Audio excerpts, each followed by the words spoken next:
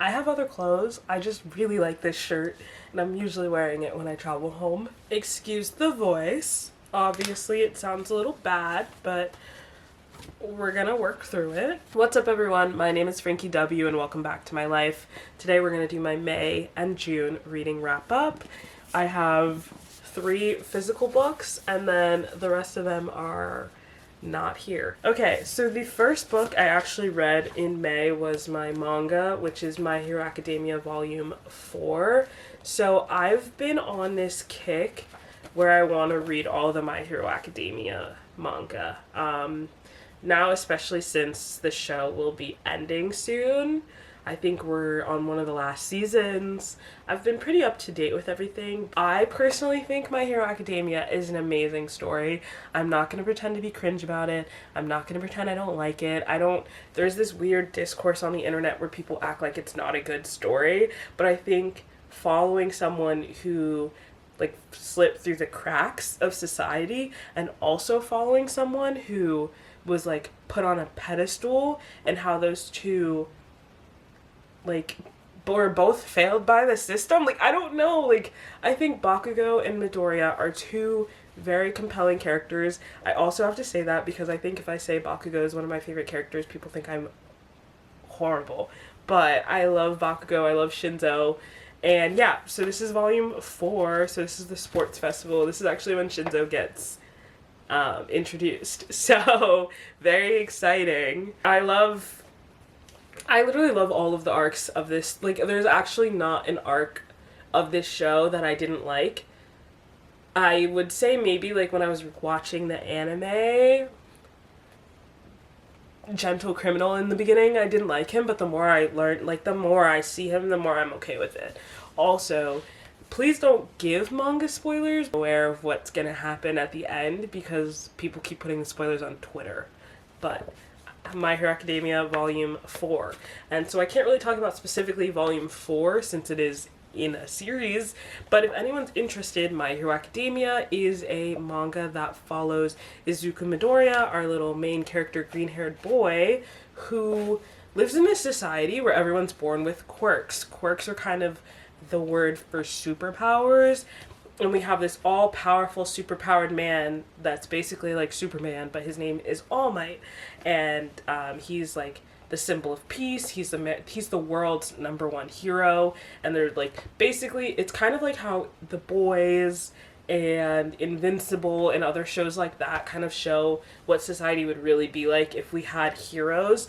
This also does that, but it also focuses on the monetary side of it. A lot of people only become heroes so they can be famous and get money, or how people with certain quirks aren't even considered for hero work, or discrimination for those who look different because of their quirks and things like that. So it's really, really cool. Oh, and Midoriya is someone who was born in the society without a quirk. And then in the literal first manga, so this is not a spoiler, in the first manga, All Might meets Midoriya. He tells him, "Hey, I don't think you can be a hero without a quirk." Crushes his dreams. To this day, All Might, me and you got a little bit of beef because of that.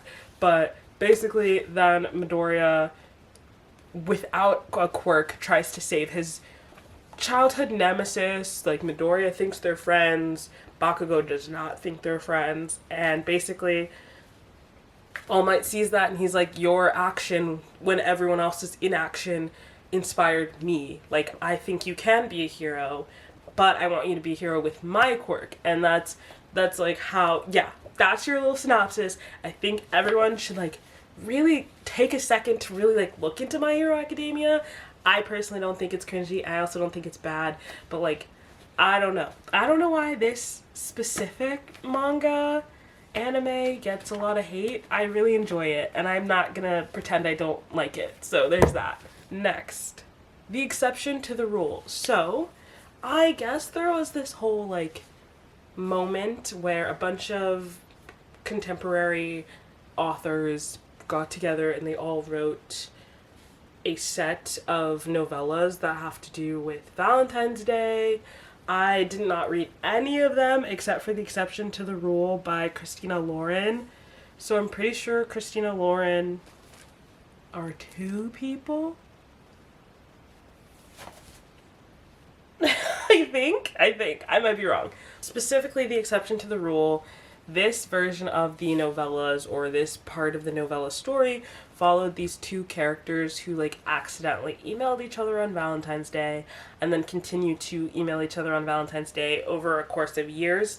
And it's just, like, it's so cute. They never actually know who the other person is because they've, for like safety reasons, they kind of kept it private, but they've actually always kind of been in orbit of each other. And then in a more recent Valentine's Day moment, they meet without knowing that they met each other. And it's actually, I don't know, I stopped for a second because I was really scared that he was gonna like lie to her. But then it turns out that he didn't lie to her. So then I was like, I'll finish this. And it was really cute. I really liked it. What I wrote in my journal specifically was like, very cute, very sweet. I was really nervous that they wouldn't, I literally wrote this, that C wouldn't tell T who he was and it would drag on. Something Crazy Rich Asians taught me is that I absolutely hate miscommunication and keeping things from people. It's literally the worst. I prefer to see taking initiative to get with her in person while also giving her hints on who he is. It was only 100 pages, so there was only so much you can do, but one email a year on Valentine's Day is actually so cute. And that was pretty much my entire review of it. I absolutely loved it. I could have read like a longer book. I lied. I don't know if you could make it longer. Like maybe longer with the aftermath, but like the beginning was long enough. Like those 100 pages and they're together now. Yeah. And the final book that I read in May was actually The Boys in the Boat. The Boys in the Boat. 9 Americans and their epic quest for gold at the 1936 Berlin Olympics. So this became a movie this year. Last year. I don't know. I think last year, actually. I think it came out in 2023, and I saw it earlier in 2024, January. So in 2022, I saw a rowing movie with Charles Melton and Kato from the Hunger Games. And then all of a sudden there was another rowing movie out. And I was like, why do the rowing movies come out near Christmas time? Or why do I watch them during Christmas time? And why do they make me cry? I wanted to read the book originally before I saw the movie, and then I was like, that's not gonna happen. So then it was actually something that I kind of took my time reading later on, and I absolutely loved this book. It's historical at times, so maybe it drags on a little bit, but I did love to just hear about these characters and these real life people and how they interacted with each other and how they were handling things, and it was just really, really cool. For those who don't know, this is like a story that's not as well known because I'm pretty sure it happens at the same time as Jesse Owens. Yeah. No offense to the boys that were in the boat, but the reason this story isn't that well known anyways, because this is the same year as Jesse Owens, so I personally didn't know about them either. Congratulations and everything, slay for you. But I really, like, my history lessons taught me about Jesse Owens and not them. So I did want to, like, it's really interesting to see other things that were happening during the same time as that. So that's where it was cool. I definitely don't think, I don't know. I, like, in a weird way, it wasn't as impactful to me, but what I remind myself of 1936 Olympics is Jesse Owens. So I feel like it's weird to compare them when they both did great things. It's just one was more historically relevant to me particular. Do you know what I mean? I don't know if that makes sense. But yeah, no shade to this book. I really did enjoy this book, but I do think the impact is probably on another group of people that are not me. I gave it a 4 and I said, oof. Obviously, this book has historical aspects since it's during one of the worst chapters in history, but there's something about this story, or the way it's told, that spoke to me. If I can help it, I will not be reading another book with real life historical ties for a while, but this book was really good, and I cried listening to it at points. I did listen to most of this on audiobook, I will say that, and the narrator does a really good job of depicting things.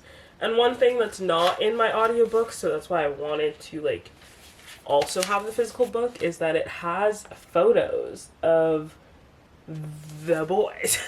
But truthfully, I personally did not do good in history classes in high school and anything like that. Like, art history is probably the best I can get at history because it's art focused.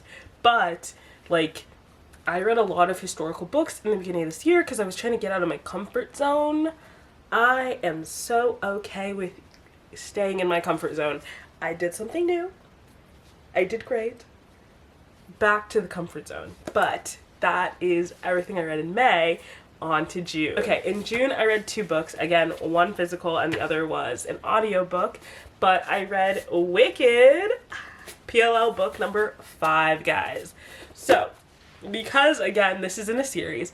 Also, spoiler alert, I really do want to make a video specifically pertaining to every single Pretty Little Liars book. I think there's like 16 to 18 depending on how many you're gonna read. So this is 5, making my way down the list. I gave this 4 stars because this is in a series and I can't really tell you everything. We have Hannah, Aria, Emily, and Spencer, 4 best friends, whose other best friend, Allison De Laurentiis, goes missing one night. Everyone thinks that someone killed her or that she was kidnapped or blah, blah, blah. You've seen Pretty Little Liars on ABC. This is the books that were inspired by them. I will say that the show takes a lot of liberties, guys. Obviously, one of them being a student-teacher relationship. But other things that take different, like, there are characters that are dead in these books. They die pretty early on. Which also, you were like 12 reading this? I don't know if my mom would have let me read this when I was supposed to for these Harper teen books, but I really am enjoying them. It's very, like, obviously the language is a little simple, but I don't know. I'm glad I'm reading them now. They're kind of fun now. And yeah, every cover has a little doll on it, and it's really interesting. So the ones before this were like full body dolls, and these are like close-ups. And it's really, yeah, I don't know. More Pretty Little Liars content coming soon, hopefully, depending on how fast I read them. So apologies that I can't tell you more than that, because if I go into details on this book, the one line from this book, one line from this review, no context. I hope Xavier is put in jail. Gosh, the men at Rosewood, all the men in Rosewood suck. Take with that what you will. And you meet Xavier if you start reading the book and you'll be like, why does he deserve to be in jail? You'll find out. You'll find out. The last book I read in June is Frankenstein. I listened to the audiobook. A little context is I did a little summer ween vlog. You can check that video out somewhere on the screen. So Frankenstein by Mary Shelley was actually what I read like during that day where I was just like at the park and enjoying myself. It was so interesting. Okay, I'm not a classic literature person. Oops. I'm not a classic literature person. Don't shoot the messenger. But Frankenstein actually really shocked me at how good it was. And it really almost convinced me to give classic literature another try in a way, because the storytelling was just so vivid. And also the person who's reading the audiobooks, snaps to them. They did a really good job. I was jump scared for a second because apparently there's a version of David Dobrik reading Frankenstein, which, no thank you. But I really did enjoy Frankenstein. It was a really good book. I feel like, I don't know, like giving the context of Frankenstein feels funny because I feel like everyone knows Frankenstein. But Frankenstein is obviously the story of Victor Frankenstein, I think is his name. Victor Frankenstein creates a living being out of the body parts of dead beings, gives it life, and then because of how grotesque and uncomfortable and like uncanny valley it looks, he won't even look at it, and he like has this like unintentional fear of the monster even though it's his own creation. And because of that, the monster is very much Frankenstein's monster. He never really gets a name, but everyone calls him Frankenstein even though it's not his name.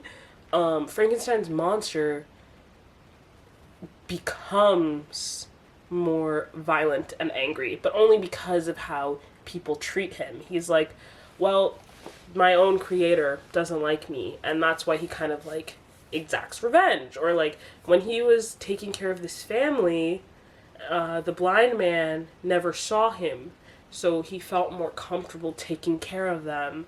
But the minute that his family had eyes upon him or saw what he looked like, they no longer wanted that help. So I think it's a really, really just riveting story. It was so cool. It was so cool. Anyway, I'll read what I put in the journal. Wow, I give it a 4.5. Wow, I'm not someone who has the best track record when it comes to classics, but Frankenstein was an honest surprise. The book was so captivating, I couldn't stop once I started. I will say that the POV of the story confused me slightly in the middle, but it helped a lot that the narrator changed the pitch and dialect of his voice.